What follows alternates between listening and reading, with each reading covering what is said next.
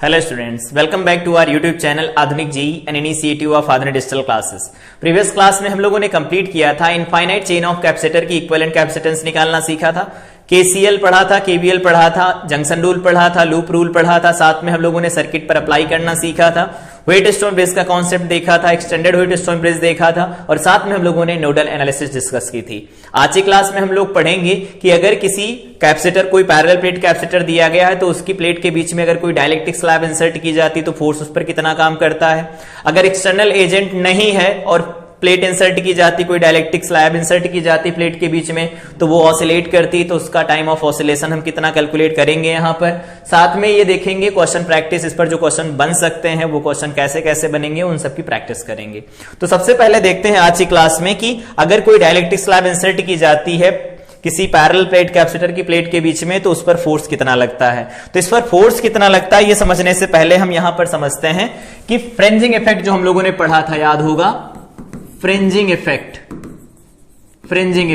ये fringing effect क्या था? तो हम लोगों ने पढ़ा था कि अगर कोई पैरेलल प्लेट कैपेसिटर है, ये कोई पैरेलल प्लेट कैपेसिटर, या सिंपल बना लेते हैं ऐसा कि कोई पैरेलल प्लेट कैपेसिटर अगर बना हुआ है ये ऐसा, और यहां पर इसकी नेगेटिव प्लेट बनी हुई है, तो यहां पर जो फील्ड बनता था कुछ इस तरह से बनता था। अगर ये पॉजिटिव चार्ज होता था और ये नेगेटिव चार्ज होता था तो इधर फील्ड ऐसे बनता था और मिडिल में फील्ड कैसा था? कांस्टेंट था फील्ड, कुछ इस तरह से। तो ये जो किनारों पर फील्ड बनता था यूनिफॉर्म ना होने की वजह से इसी इफेक्ट को हम फ्रिंजिंग इफेक्ट कहते थे।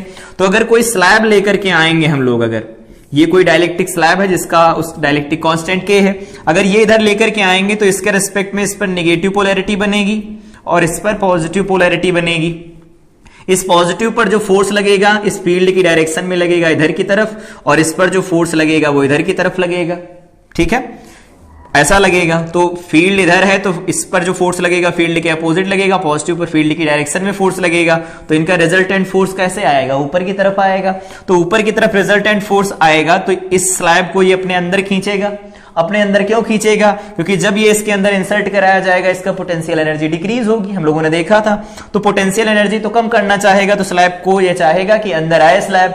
तो स्लैब अंदर जाती है तो इस पर फोर्स लगेगा इनवर्ड डायरेक्शन में, ऊपर की तरफ, अंदर की तरफ डायरेक्शन में फोर्स लगेगा, जिसकी वजह से ये इसके अंदर जाना चाहेगी। तो इस पर फोर्स कितना लगता है उसी की कैलकुलेशन करनी है। तो वापस चलते हैं अपने फिगर की तरफ। यहां पर कोई पैरेलल प्लेट कैपेसिटर हम लोगों ने लिया है, इस पर फ्रिंजिंग इफेक्ट की वजह से नेट फोर्स लग रहा है और ये फोर्स इसे अंदर की तरफ खींच रहा है, और इस पर एक इधर साइड में फोर्स काम करता है जो कि एक्सटर्नल एजेंट कोई होगा वो लेकर के आ रहा होगा, तो काम कर रहा होगा इसके ऊपर। क्योंकि अगर वो ला करके छोड़ देगा तो क्या होगा, ये प्लेट क्या करेगी, ये फोर्स एक्सपीरियंस करेगी और इसके अंदर जाएगी और ऑसिलेट होना शुरू हो जाएगी। ऑसिलेट होगी तो एनर्जी लॉस होगा। तो यहां पर एक पहला कॉन्सेप्ट है आज का, याद रखेंगे कि अगर प्लेट इंसर्ट की जाती है, डाइलेक्ट्रिक स्लैब इंसर्ट की जाती है पैरेलल प्लेट कैपेसिटर की प्लेट के बीच में, तो वर्क डन जो एक्सटर्नल एजेंट करेगा या एक्सटर्नल एजेंट होगा तो यहां पर कोई एनर्जी लॉस नहीं होगा। लेकिन अगर एक्सटर्नल एजेंट नहीं होगा, छोड़ के चला जाएगा, तो ये प्लेट ऑसिलेट करेगी between the plates of capacitor. तो कैपेसिटर की प्लेट के बीच में अगर ये ऑसिलेट करेगी तो एनर्जी का लॉस होगा। तो अगर एक्सटर्नल एजेंट है तो वर्क डन जो बनेगा उसका बनेगा कुछ वर्क डन और एनर्जी का लॉस नहीं होगा। लेकिन अगर एक्सटर्नल एजेंट नहीं है, प्लेट को छोड़ करके चला गया है एक्सटर्नल एजेंट, तो वहां पर एनर्जी कुछ डेसिपेट होती है हीट के फॉर्म में, वो देखेंगे आगे एनर्जी का लॉस कैसे कैलकुलेट किया जाता है। तो यहां पर अगर बात करते हैं कि ये V वोल्ट की बैटरी से सप्लाई दी जा रही है इस पैरेलल प्लेट कैपेसिटर को और इस स्लैब को इसके अंदर इंसर्ट कराया जाता है, तो यहां पर according to conservation of energy हम लिख सकते हैं work done by the battery, छोटा सा work done by the battery किसके बराबर जाएगा? तो ये हो जाएगा छोटा सा वर्क डन।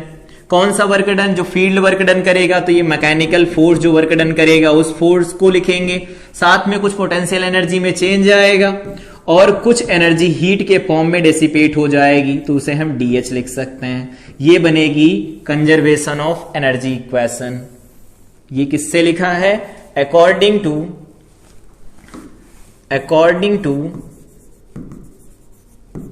कंजर्वेशन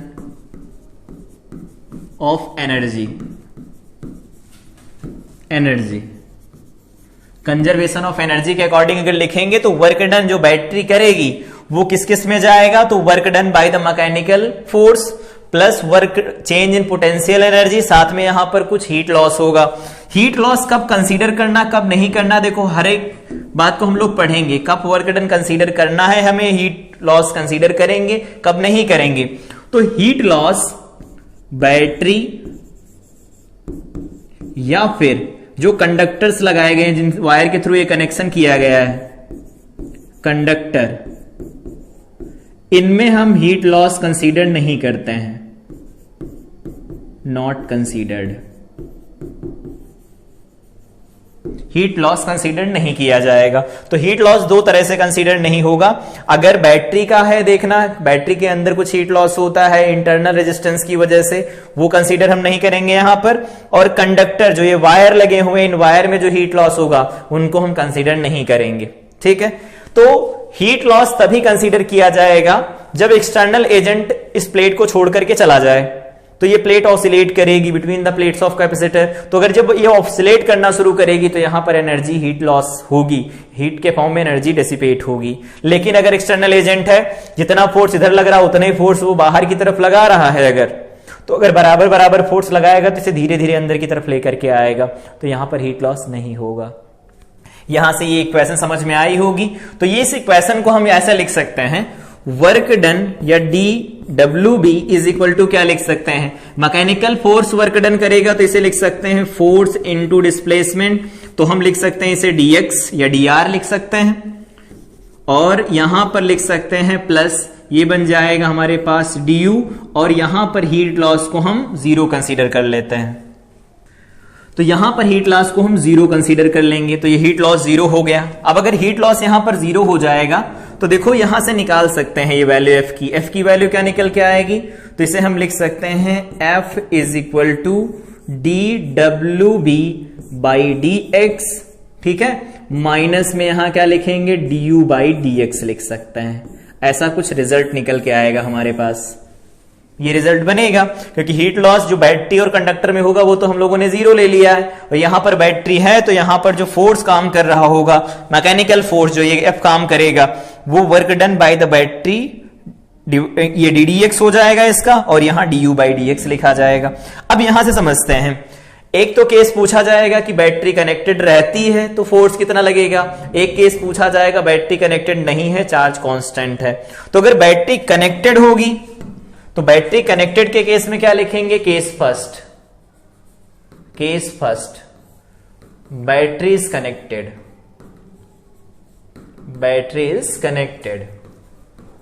तो अगर बैटरी कनेक्टेड रहेगी तो बैटरी कुछ वर्क डन करेगी, तो बैटरी वर्क डन करेगी तो मान लेते हैं यहां से dq चार्ज जाता है v पोटेंशियल पर, तो कुछ वर्क डन होगा, तो वर्क डन कितना होगा, dWb इज इक्वल टू क्या लिख सकते हैं, तो इसे लिखा जाएगा v into dq। I think ये फार्मूला समझ में आया होगा। v पोटेंशियल से dq चार्ज को अगर डिस्प्लेस किया जाएगा तो इतना वर्क डन होगा, और अगर इसको सॉल्व कर देते हैं तो v dq को क्या लिखा जा सकता है, तो dq को हम क्या लिख सकते हैं, या इसको ऐसे लिखा रहने देते हैं अभी के लिए। दूसरा, चेंज इन पोटेंशियल एनर्जी लिखे तो पोटेंशियल एनर्जी का फार्मूला होता है हाफ c/v²। v तो ऑलरेडी कांस्टेंट है, तो v अगर कांस्टेंट रहेगा तो यहां से du इज इक्वल टू क्या लिख सकते हैं, ये बन जाएगा v² बाई 2 इंटू में c बनेगा, तो c को क्या लिख देंगे, dc बन जाएगा। थोड़ा सा अंदर चले जाएगी ये प्लेट तो इसकी कैपेसिटेंस कुछ आएगी dc।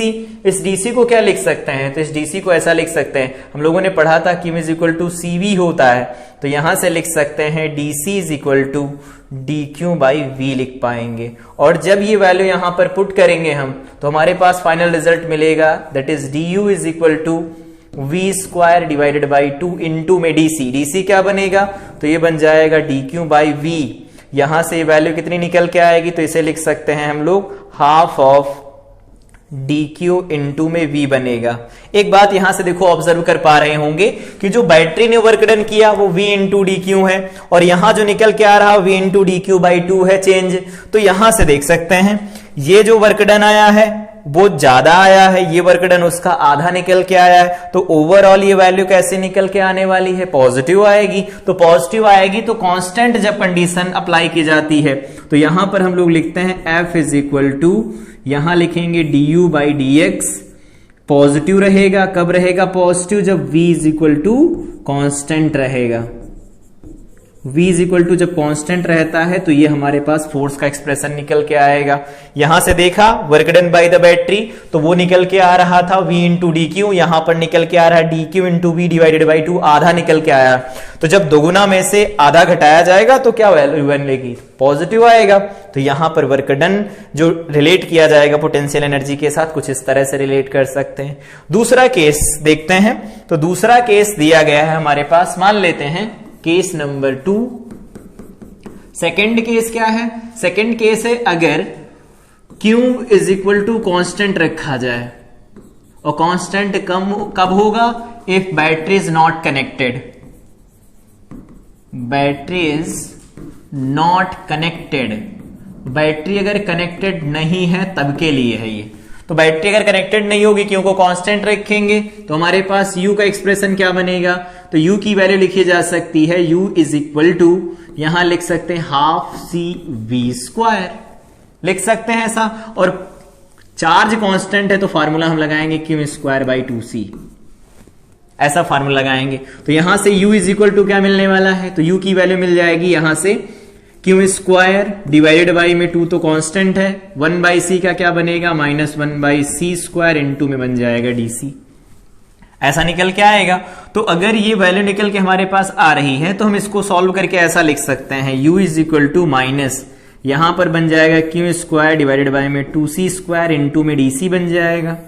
और DC को फिर से रिप्लेस करना चाहे तो रिप्लेस कर सकते हैं, लेकिन हम लोगों को पता है F इज इक्वल टू होता है, क्या लिखा जाता है? माइनस ये du बाई डी आर लिखेंगे, या du बाई डी एक्स, जो भी लिखना चाहे वो लिख सकते हैं। तो यहां से जो रिजल्ट निकल के आएगा, इसको डायरेक्ट भी रिलेट कर सकते हैं, इससे रिलेट करते हैं, लेकिन डायरेक्ट भी रिलेट कर सकते हैं। यहां फार्मूला जो दिया गया है work done by the battery, अब तो जीरो हो गया, work done by the battery zero होगा तो F is equal to minus D U by D X लिख सकते हैं, क्योंकि बैटरी तो कनेक्टेड है नहीं तो बैटरी का वर्क डन आएगा नहीं।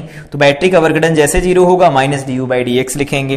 तो यहां से हमारे पास रिजल्ट निकल के आएगा कि अगर बैटरी कनेक्टेड नहीं है तो चार्ज को हम कांस्टेंट लेकर के चलेंगे। तो यहां से F इज इक्वल टू जो बनेगा वो होगा minus D U by D x at constant charge.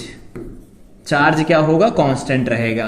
तो चार्ज कांस्टेंट रहेगा तो फोर्स का एक्सप्रेशन ऐसे वैरी करेगा, और अगर चार्ज कांस्टेंट नहीं होगा तो फोर्स का एक्सप्रेशन इस तरह से वैरी करेगा। ये बेसिक आइडिया है कि जब डाइलेक्ट्रिक स्लैब को इंसर्ट कराया जाता है तो कांस्टेंट वोल्टेज पर F is equal to D U by D X positive लिखा जाता है, और जब बैटरी को डिस्कनेक्ट कर दिया जाता है तो जो F लिखा जाता है minus D U by D x लिखा जाता है एट कांस्टेंट चार्ज। याद रहेगा। इसको अप्लाई करना सीखते हैं इधर नए पेज पर। तो यहां पर पहला पॉइंट दिया गया when capacitor is kept at constant potential. जैसे ही कांस्टेंट पोटेंशियल का केस आएगा हम यहां पर फार्मूला लगाएंगे तुरंत। फार्मूला क्या अभी हम लोगों ने डिस्कस किया, तो फार्मूला निकल के आया है F इज इक्वल टू, यहां लिखते हैं D U by D x. अगर x डिस्टेंस अंदर भेज दी जाती डाइलेक्ट्रिक स्लैब तब ऐसा लिखा जाता है और ये पॉजिटिव लिखा जाता है। ठीक है, अब यहां से लिख देते हैं, ये बन जाएगा d ऑफ dx। u क्या बनेगा, तो u को लिख सकते हैं हाफ सी वी स्क्वायर, और v तो कांस्टेंट है, और v अगर कांस्टेंट होगा तो इसको बाहर निकाल सकते हैं, तो फोर्स क्या निकल के आएगा, यहां लिख सकते हैं v स्क्वायर डिवाइडेड बाई 2 बाहर चला आया, यहां पर बन जाएगा dc बाई dx। अब ये dc बाई dx कहां से कैलकुलेट किया जाए, तो पहले कैपेसिटेंस निकालते हैं। वोल्टेज तो इनके सेम ही है, सेम वोल्टेज मतलब पैरेलल कॉम्बिनेशन, तो हम सीधे ऐड कर लेंगे। तो क्या लिखते हैं, इधर वाला जो ये पोर्शन है इसमें एयर भरी हुई है, तो इसकी कैपेसिटेंस लिखेंगे तो क्या लिखेंगे, एप्सिलॉन नॉट ए का मतलब क्या हो जाएगा लेंथ, तो L minus x into width कितनी है, तो B दे रखी है, डिवाइडेड बाई में क्या D बनेगा। सिमिलरली इधर वाले का क्या बन जाएगा, तो इधर का बनेगा एप्सिलॉन नॉट K बन जाएगा, और A लिखेंगे तो क्या लिख सकते हैं, A लिखेंगे तो लिख सकते हैं x into B, length into width हो जाएगा, और डिवाइडेड बाई में D लिखा जाएगा। इसे लिख देते हैं ये C1 है, इसे लिख देते हैं ये C2 है। C1 और C2 से C निकल आएगा, तो यहां से लिख सकते हैं C is equal to C1 plus C2 बनेगा, और C की वैल्यू अगर C1 प्लस C2 बनेगी तो C1 क्या है, epsilon not B divided by में D कॉमन चला गया, यहां पर क्या बनेगा, तो L माइनस एक्स बन जाएगा, और प्लस में क्या बनेगा x इंटू में क्या बनेगा, यहां पर B बनेगा। एक मिनट, x इंटू में k बनेगा, ऐसा कुछ। यहां से देखो एप्सिलॉन नॉट b कॉमन चला गया, d कॉमन चला गया, तो l माइनस 6 बचा, लिख दिया। यहां पर एप्सिलॉन नॉट b कॉमन चला गया, kx बचा, kx लिख दिया। अब ये c हमारे पास निकल के आया है, निकालना क्या है, dc बाई dx निकाल सकते हैं। क्या बनेगा, epsilon not b divided by में d बन जाएगा इनटू, इसको अगर डिफरेंशिएट करेंगे तो इसका हो गया 0, इसका बन जाएगा -1, और यहां पर क्या लिख सकते हैं, तो ये बन जाएगा k। तो ये निकल के आएगा हमारे पास dc by dx is equal to, इसे लिख सकते हैं epsilon not b divided by में d, इसको लिख पाएंगे हम k-1। तो ये क्या निकल के आया, dc बाई dx आया।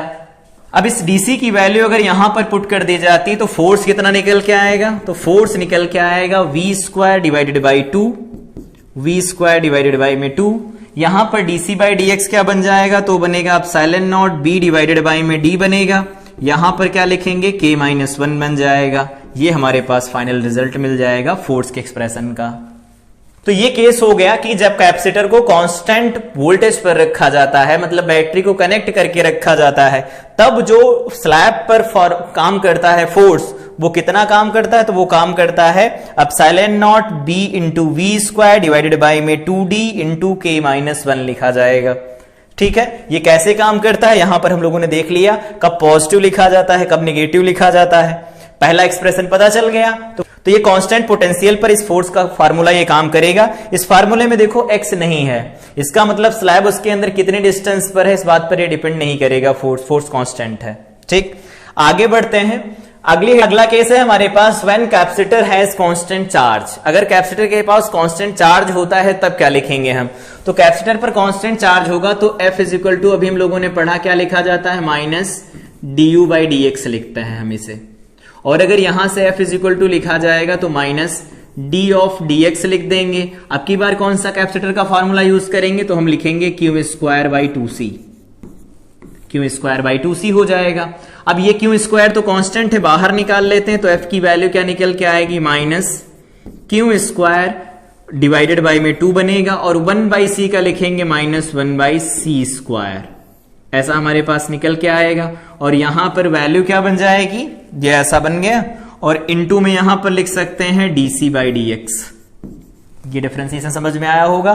इसका डिफरेंशिएशन पहले हमने कर दिया x की तरह, उसके बाद में dc बाई dx लिख दिया। ये माइनस माइनस हो जाएगा प्लस, तो यहां पर F इज इक्वल टू बन जाएगा q² डिवाइडेड बाई में बन जाएगा 2, और इसे लिख देंगे हम 1/c² into dc by dx बनेगा। वैल्यू पुट कर देते हैं। तो हमारे पास जो फोर्स का एक्सप्रेशन बना है वो बन गया है q² डिवाइडेड बाई में 2 बनेगा। साथ में यहां पर देखो 1/c², 1/c², c आया क्या था, वापस चलो, c हमारे पास निकल के आया था, यहां पर देखो लिखा गया है ये epsilon not b divided by में d। तो यहां पर लिखेंगे epsilon not b divided by में d, l माइनस x बना था, यहां पर एप्सिलॉन नॉट, एक मिनट, प्लस में epsilon nought k into X into B divided by में d बना था, तो ये हो जाएगा इसका होल स्क्वायर बन जाएगा, इंटू में dc बाई dx क्या निकल के आया था, तो dc बाई dx निकल के आया था हमारे पास epsilon not b divided by d। तो epsilon not b divided by में बना था d, और साथ में यहां पर बना था k-1, ये बन जाएगा। सॉल्व कर देते हैं इसे, तो यहां से निकल के आएगा F इज इक्वल टू, यहां से जो बनेगा epsilon not b divided by में d, एक कैंसिल हो जाएगा, एक बच जाएगा, तो यहां से लिख पाएंगे हम q² k-1 डिवाइडेड बाई 2 रहेगा। साथ में क्या लिख सकते हैं, एप्सिलॉन नॉट, ये लिखा जाएगा b, और d को पलट के ऊपर भेज देते हैं यहां से, तो ये बन जाएगा इनटू में d, और इसे क्या लिख सकते हैं, तो इसे लिख सकते हैं l माइनस x, प्लस लिख सकते हैं इसे x इंटू में k। इसका क्या बन जाएगा, होल स्क्वायर बन जाएगा। तो ये हमारे पास फार्मूला निकल के आ जाएगा फोर्स के एक्सप्रेशन का। इस तरह से हम फोर्स लिख सकते हैं एट कांस्टेंट चार्ज, और यहां पर जो भी हम लोगों ने लिखा ये है फोर्स का एक्सप्रेशन जब कांस्टेंट वोल्टेज होता है। आई थिंक ये दोनों एक्सप्रेशन समझ में आए होंगे कि कैसे काम करेगा। यहां पर चार्ज कांस्टेंट था तो ये इक्वेशन यूज करेंगे q² बाई 2c, और वहां पर वोल्टेज कांस्टेंट था हाफ CV² यूज करेंगे और इस तरह से हम कैलकुलेट कर सकते हैं कि इसके ऊपर फोर्स कितना लगेगा। यहां पर जो फोर्स निकल के आया है, जो फोर्स का एक्सप्रेशन निकल के आया है वो क्या है, x पर डिपेंड कर रहा है। मतलब यहां फोर्स जो होगा x के साथ वेरी करेगा। क्यों? क्योंकि x जैसे जैसे कम या ज्यादा होगा, इंड्यूस चार्जेस होने की वजह से नेट जो चार्ज होगा वो डिस्टर्ब होगा, उसकी वजह से फोर्स अलग अलग लगेगा। तो ये हो गया, जब कांस्टेंट अगर हम चार्ज रखते हैं तब फोर्स कितना लगता है, और यहां पर जो एक्सप्रेशन हम लोगों ने देखा ये तब का है जब वोल्टेज को कांस्टेंट रखा जाता तो उसके ऊपर कितना फोर्स लगता है। आई थिंक ये दोनों फार्मूले समझ में आए होंगे, तो दोनों फार्मूले समझ में आए होंगे ये। अब इसके आगे बढ़ते हैं और अगला हमारे पास कॉन्सेप्ट दिया गया है oscillation of dielectric slab between the plates of capacitor. अगर कोई कैपेसिटर की प्लेट है, उसके बीच में अगर कोई डाइलेक्ट्रिक स्लैब इंसर्ट की जाती तब वो ऑसिलेट करती है, तो ऑसिलेट करती है तो उसके हम टाइम ऑफ ऑसिलेशन बताएंगे कितना होगा। तो सबसे पहले यहां पर एक फिगर लिया गया है कि एक कोई डाइलेक्ट्रिक स्लैब है जिसको हम L- A इसके अंदर इंसर्ट करवा दिया है। A यहां डिस्टेंस बची है, टोटल डिस्टेंस थी L, प्लेट की जो लेंथ थी वो L थी, थिकनेस इसकी भी दे रखी है। तो यहां पर अगर हम फार्मूला यूज करते हैं टाइम ऑफ ऑसिलेशन निकालने का, तो अभी हम लोगों ने बैटरी को कनेक्ट कर रखा है। इसका मतलब जो इसके ऊपर फोर्स काम करेगा, force on dielectric slab, dielectric slab के ऊपर जो फोर्स काम करेगा वो कितना निकल के आया है, तो वो निकल के आया है F इज इक्वल टू, अभी हम लोगों ने यहां से देखा है वो फार्मूला निकल के आया है epsilon not B into V², यहां पर निकल के आया है एप्सिलॉन नॉट B इंटू में V² डिवाइडेड बाई में यहां आया है 2D, यहां पर निकल के आया है K-1। ये फार्मूला आया है हमारे पास फोर्स का। तो अगर ये फोर्स का फार्मूला निकल के आया है यहां पर epsilon not B V² divided by में 2D, ये फार्मूला आया, तो अगर इस फार्मूले को यहां पर हम यूज करने की कोशिश करें कि ये फार्मूला है, तो फार्मूले को हम ऐसे यहां से यूज करते हैं। एक्सेलरेशन ये बनाएगा, एक्सेलरेशन को क्या लिख सकते हैं, तो F/m लिखेंगे, तो epsilon not B into V² divided by में 2m इंटू में D, यहां पर बन जाएगा K-1। तो अगर ये एक्सेलरेशन निकल के आया है इसके ऊपर, तो एक्सेलरेशन ये यूज कर लेते हैं। साथ में हमें कितने डिस्टेंस लेकर के आना है, L-A लेकर के आना है। तो अगर L-A डिस्टेंस ट्रेवल करने में हमें टाइम t लगता है, तो हम यहां से निकाल सकते हैं। इनिशियली तो ये रेस्ट पर था, तो इसे हम डायरेक्ट लिख सकते हैं किसके बराबर, हाफ AT डैश के स्क्वायर के बराबर हम इसे यूज कर सकते हैं, या फिर इसको हम ऐसे लिख देते हैं half AT²। L- A distance travel करने में अगर t टाइम लगता है तब का कंडीशन है, तो यहां से t क्या मिलेगा, तो t इज इक्वल टू लिख सकते हैं हम लोग 2 इंटू में L- A बन जाएगा, 2 into L- A divided by में A बनेगा। A की वैल्यू पुट कर देते हैं तो t क्या निकल के आएगा, 2 into L- A divided by में A क्या आया है, तो A निकल के आया है एप्सिलॉन नॉट B इंटू में V² डिवाइडेड बाई M, तो 2mD इंटू में क्या लिखेंगे यहां पर, तो K-1 लिख देंगे इसे। तो ये हमारे पास टाइम निकल के आया। इसको फर्दर सॉल्व करके लिखें तो t एक्चुअली क्या बनेगा टोटल, तो t यहां से निकल के आएगा 2 2 4 mD, यहां से लिख सकते हैं L-A डिवाइडेड बाई, तो ये हो गया 4mD L-A, और यहां पर क्या लिख सकते हैं epsilon not B into V², यहां पर बनेगा K-1। ये तो हो गया टाइम t जब L-A इसके अंदर इंसर्ट कराएंगे। लेकिन टाइम ऑफ ऑसिलेशन बताने के लिए यहां पर समझते हैं, ये है प्लेट, ठीक है, और यहां पर कुछ इस तरह से डाइलेक्ट्रिक स्लैब बनाई जाती है। ऐसे कोई डाइलेक्ट्रिक स्लैब है, तो यहां पर ये L-X है भी, इसको हम ऐसे बनाते हैं, ऐसा कुछ कि ये यहां पर आ गई है प्लेट, ये हमारे पास A है इसके अंदर, और L-A यहां पर ही कहीं पर है, ये प्लेट है। ऐसी लाइन खींच देते हैं, ये यहां पर ऐसी लाइन ड्रॉ कर देते हैं, एक लाइन यहां ड्रॉ कर देते हैं, इसी के अबाउट ये ऑसिलेट करेगी। तो ये यहां से यहां पर आने में t टाइम लगता है। उसके बाद क्या होगा, ये पूरी प्लेट इस तरह से आएगी, कुछ ऐसा होगा। फिर उसके बाद क्या होगा, ये प्लेट कुछ इस तरह से आएगी, ऐसा होगा, और उसके बाद दोबारा से प्लेट कुछ इस तरह से आएगी, इस तरह से प्लेट आएगी। आई थिंक समझ में आ रहा होगा। पहले ये प्लेट यहां से यहां आएगी, फिर यहां से यहां आगे बढ़ेगी, फिर वापस में फोर्स बाहर की तरफ लगेगा, बाईं तरफ लग रहा था फोर्स, अब दाहिनी तरफ फोर्स लगने लगेगा, तो इधर की तरफ बढ़ेगी, वापस से यहां पर आएगी। उसके बाद फाइनली क्या होगा, फाइनली ये इस तरफ चली जाएगी और ये वाली केस फिर से बना लेगी ऐसा। तो यहां पर अगर देखते हैं कि L-A को इधर जाने में कितना टाइम लगता है, तो T टाइम लगता है। तो T यहां हो गया, T यहां हो गया, T यहां हो गया, T यहां हो गया। कितने T लगे, तो इन्हें टोटल जो टाइम लगेगा वो 4T होगा। तो अगर 4T का टाइम लगेगा तो हम यहां से लिख सकते हैं time of one oscillation, time of one oscillation. अगर एक ऑसिलेशन कराया जाता है तो कितना टाइम लगेगा, तो वो हो जाएगा 4 × T। बोलो कितना रिजल्ट निकल के आएगा यहां से, तो यहां से हम लिख सकते हैं, इसको सॉल्व कर लेते हैं। तो अगर 4 से मल्टीप्लाई कराएंगे तो इसे क्या बन जाएगा, 16 MD, 16 MD।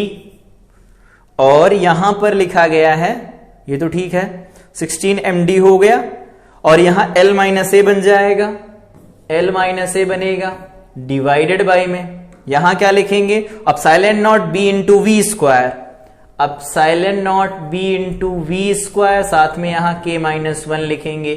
तो इतना टाइम लगेगा हमें एक ऑसिलेशन कंप्लीट करने में। यहां पर ऑसिलेशन सिंपल हार्मोनिक ऑसिलेशन बिल्कुल नहीं होंगे, क्योंकि यहां एनर्जी का लॉस होगा, और एनर्जी लॉस होगा तो ये अपने एम्पलीट्यूड को मेंटेन रख नहीं पाएगा। तो ऑसिलेटरी मोशन तो करेगा, लेकिन सिंपल हार्मोनिक मोशन नहीं होगा, SHM परफॉर्म नहीं करेगा। ये यहां पर जो ये वैल्यू निकल के आई थी, ये वाली वैल्यू, इस पर स्क्वायर रूट रहेगा कुछ इस तरह से, ये स्क्वायर रूट निकल के आएगा। तो अगर ये स्क्वायर रूट निकल के आएगा तो इसका रिजल्ट बनेगा 2MD, यहां पर L-A लिख सकते हैं, और यहां पर क्या बन जाएगा फिर, epsilon not B × V square, यहां पर K-1 बनेगा। ये हमारे पास रिजल्ट बन जाएगा। 4 से अगर इसे मल्टीप्लाई कराएंगे तो ये 8 बन जाएगा। तो यहां पर जो रिजल्ट आएगा वो क्या आएगा, 4 से मल्टीप्लाई करा देते हैं तो ये बनेगा 8 स्क्वायर रूट ओवर, यहां पर लिख सकते हैं MD L-A डिवाइडेड बाय में epsilon not B × V square, यहां पर बनेगा K-1। ये हमारे पास ऑसिलेशन का टाइम पीरियड निकल के आएगा। तो ये हो जाएगा ऑसिलेशन का टाइम पीरियड। अब अगर इस ऑसिलेशन के टाइम पीरियड को रिलेट करने की कोशिश करते हैं इधर कि A = क्या होता है, L × B होता है, तो अगर B की वैल्यू पुट कर देते हैं तो क्या लिखेंगे, A/L लिख सकते हैं। ये वैल्यू अगर यहां पर पुट कर दी जाती है तो ये फर्दर क्या सॉल्व होके निकल के आएगा, चाहे तो कर सकते हैं ये वैल्यू पुट करके, ये बन जाएगा 8 स्क्वायर रूट ओवर, यहां पर लिख सकते हैं MD, B की वैल्यू क्या लिखी जाएगी, तो A/L बनेगा, तो L चला जाएगा यहां, और L-A लिख देंगे डिवाइडेड बाय में, यहां लिख सकते हैं एप्सिलॉन नॉट B की वैल्यू हो जाएगी यहां A × V स्क्वायर, यहां बन जाएगा K-A। तो इस तरह से भी हम रिलेशन दे सकते हैं। अगर एरिया दिया गया होता है प्लेट का तो इस तरह से आंसर देंगे, अदरवाइज हम इस तरह से भी आंसर लिख सकते हैं। तो अगर किसी भी डाइलेक्ट्रिक प्लेट को इंसर्ट कराया जाता है कैपेसिटर की प्लेट के बीच में, तो वहां पर हम फोर्स पहले कैलकुलेट करते हैं, तो फोर्स का एक्सप्रेशन यूज करेंगे यहां डायरेक्ट। इस फोर्स की वजह से हम देखेंगे कि ये ऑसिलेट करेगी तो टाइम ऑफ ऑसिलेशन कितना बनेगा वो इस फार्मूले से कैलकुलेट कर पाएंगे। पहले ये डिस्टेंस अंदर जाएगी, फिर इस तरह का कुछ होगा, फिर इस तरह का होगा, फिर इस तरह का होगा, फाइनली इस तरह का आएगा। तो यहां पर ये 1 केस, 2 केस, ये 3 केस और ये 4 केस बनेंगे। तो अगर L-A को जाने में T टाइम लग रहा है तो ऐसा दोबारा जब कंडीशन बनेगी तब कितने टाइम लगेंगे, तो 4 टाइम्स लगेगा वो टाइम। तो 4 टाइम्स टाइम लगेगा तो डायरेक्ट यहां से हम मल्टीप्लाई करा के वैल्यू लिख सकते हैं। ये 4T हो जाएगा, 4T लिखेंगे तो ऐसा बनेगा। ये हमारे पास डेरिवेशन हो गया। अगला केस यहां पर एक क्वेश्चन दिया गया है, इसी पर बेस्ड क्वेश्चन क्या है समझते हैं एक करके, उसके बाद में सॉल्व करेंगे। क्वेश्चन है parallel plate capacitor is placed in such a way that its plates are, यहां पर प्लेट्स है, its plates are horizontal and the lower plate is dipped into a liquid of dielectric constant K and density is rho. Each plate has area A. Plate now connected. रुको, एक काम करते हैं, पहले इस फिगर को बना लेते हैं। कुछ ऐसा है, एक प्लेट ऐसे दे रखी है और दूसरी प्लेट सेम ऐसे दे रखी है। यहां कहीं पर एक प्लेट को फिल कर दिया गया है, या इस प्लेट को हम ऐसे कह देते हैं कि इसको फिल कर दिया गया, लिक्विड में फिल कर दिया गया है, लिक्विड भर दिया गया है इसके चारों तरफ, ये लिक्विड भर दिया गया है, ऐसा कुछ। तो अगर लिक्विड भर दिया जाएगा और इसको कनेक्ट कर दिया गया है बैटरी के साथ, ये बैटरी के साथ कनेक्ट कर दिया गया है, तो इसके ऊपर पॉजिटिव क्यों चार्ज, तो इसके ऊपर क्या नेगेटिव क्यों चार्ज पहले था। अब कितना चार्ज हो जाएगा इसके ऊपर, तो अब इसके ऊपर चार्ज क्या लिखेंगे हम लोग, तो यहां से लिख सकते हैं माइनस क्यू पहले से था, अब क्यू और इंड्यूस होके आ गया है, तो क्यू जो इंड्यूस होके आया होगा वो कितना आया होगा, तो वो लिख सकते हैं Q into 1 minus 1 by K times, ऐसा आया होगा। हम लोग लिखना जानते हैं डाइलेक्ट्रिक के ऊपर जो चार्ज इंड्यूस होता है इतना होता है, तो ओवरऑल चार्ज अब कितना हो गया, इतना है। ये क्या है, charge on lower plate, lower plate के ऊपर अब चार्ज इतना हो गया होगा। तो इसको अगर हम सॉल्व करते हैं तो ये वैल्यू क्या लिखी हुई है हमारे पास, इससे जब इसको सॉल्व करेंगे ये कैंसिल हो जाएगा, ये बन जाएगा क्यू बाई के विद निगेटिव साइन। इतना हो गया नीचे वाली प्लेट के ऊपर चार्ज, ऊपर वाली प्लेट के ऊपर चार्ज प्लस क्यू अभी भी रहेगा। नए पेज पर चलते हैं सॉल्व करने के लिए इसे। तो यहां पर हमारे पास जो mg होगा, लिक्विड का जो वेट होगा वो किसके साथ बैलेंस होने की कोशिश करेगा, तो लिक्विड को बैलेंस किससे कर सकते हैं, फोर्स बैलेंस करेगा। कौन सा फोर्स होगा, तो वो फोर्स हो जाएगा F electric force, electric force से बैलेंस कर लेंगे हम इसे। तो mg को क्या लिख सकते हैं, mg को लिख सकते हैं रो इंटू ए, इंटू में क्या लिख सकते हैं, तो a लिख सकते हैं, एरिया हो जाएगा, और यहां पर प्लेट लिखते हैं। तो प्लेट के बारे में कुछ कहा है इन्होंने, प्लेट एरिया ए दे रखा है, कांस्टेंट के है, ऐसा कुछ है, सब कुछ बता दिया है। यहां ये कुछ नहीं कहा तो हम लिख लेते हैं रो इंटू में लिख सकते हैं इसे ए, इंटू में एच हाइट तक मान लेते हैं, इसे भर दिया गया है, यहां तक एच हाइट तक भर दिया गया है, तो इसे मल्टीप्लाई करा लेंगे ए से, तो ए इंटू एच हो जाएगा, तो वॉल्यूम इंटू में हो जाएगा डेंसिटी, मास हो गया।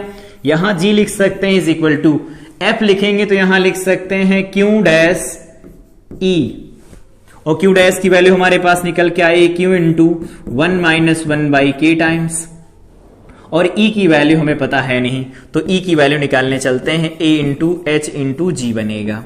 तो अगर ई की वैल्यू निकालें तो अब प्लेट कैसे बनी है वो देखो, ये एक प्लेट है हमारे पास, इसके ऊपर चार्ज कितना, प्लस का क्यू चार्ज है, और दूसरी प्लेट यहां कहीं पर है, इसके ऊपर चार्ज माइनस में कितना, तो माइनस क्यू बाई के चार्ज है इसके ऊपर। अभी यहां पर देख लिया है चार्ज हम लोगों ने कितना बनेगा, लिक्विड जब भर दिया जाएगा तो माइनस के बाई क्यू बन जाए, क्यू बाई के बनेगा। तो अब इस पर जो फील्ड बनेगा देखो, इसकी वजह से भी नीचे बनेगा और इसकी वजह से भी नीचे बनेगा, तो ओवरऑल फील्ड क्या बनेगा, तो ई नेट लिख देते हैं। लार्ज प्लेट होती हैं तो क्यू डिवाइडेड बाई में ए, यहां पर लिख सकते हैं अपसाइलन नॉट, तो 2 अपसाइलन नॉट बन जाएगा, प्लस इसकी वजह से जो फील्ड बनेगा इसे लिख सकते हैं क्यू डिवाइडेड बाई में 2 के ए अपसाइलन नॉट, ऐसा लिख सकते हैं। अब अगर इनको हम ऐड करते हैं तो यहां से देखो क्यू डिवाइडेड बाई में 2 ए अपसाइलन नॉट चला जाएगा बाहर, यहां बनेगा 1 प्लस 1 बाई के, ये फील्ड निकल आया। ई फील्ड नहीं पता था, फील्ड भी निकाल लिया। अब ये फील्ड की वैल्यू यहां पर पुट कर देते हैं तो क्या बनेगा, ये फील्ड की वैल्यू अगर यहां लिखेंगे तो ये बनेगा रो इंटू में A into H into G is equal to Q 1 minus 1 by K times बन जाएगा, साथ में ई बनेगा।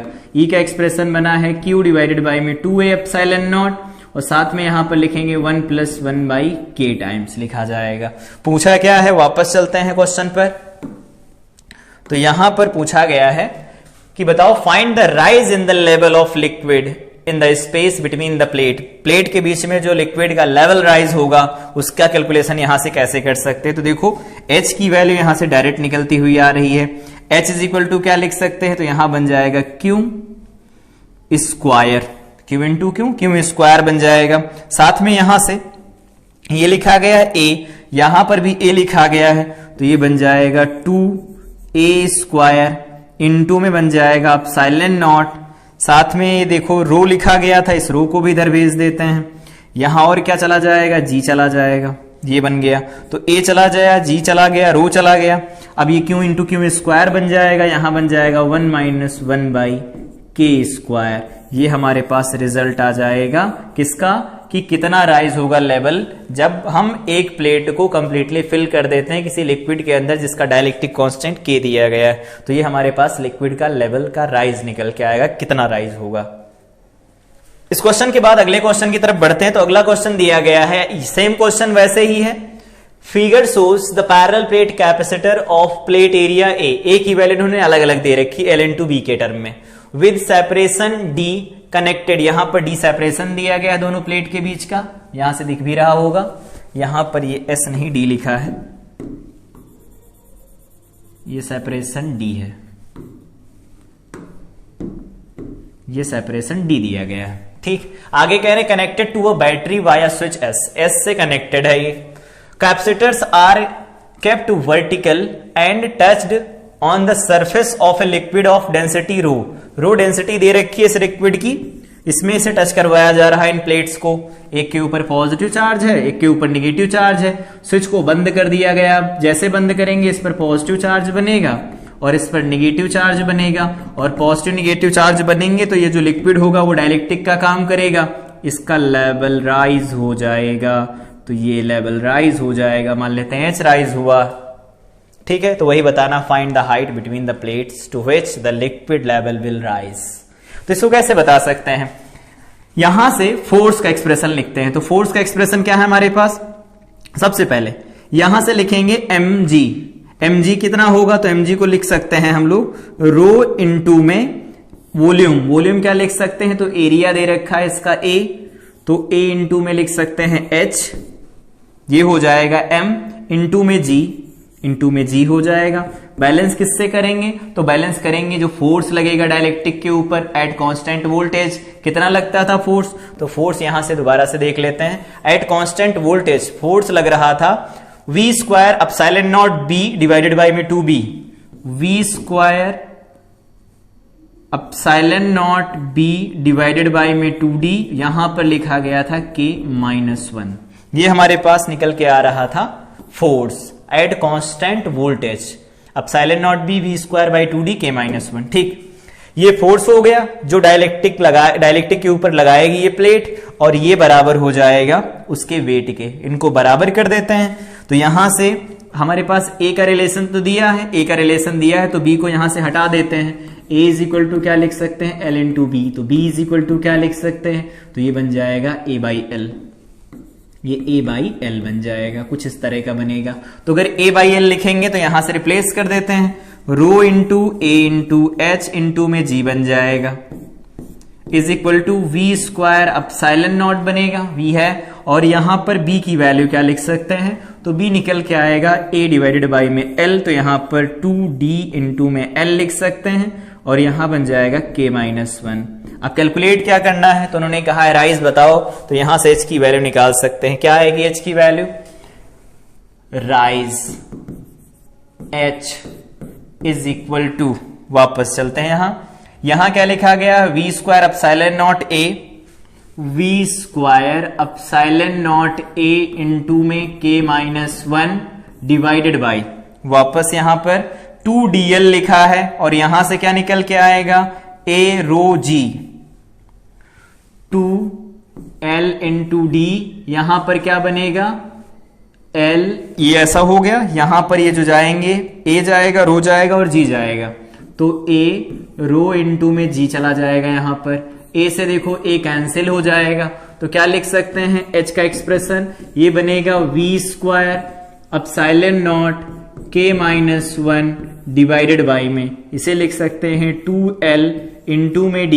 यहां पर लिख सकते हैं रो इंटू G बनेगा। ये रिलेशन निकल के आएगा राइज का, कि कितना राइज होगा कैपेसिटर की प्लेट के बीच में लिक्विड का लेवल। तो ये आंसर हो जाएगा हमारे पास।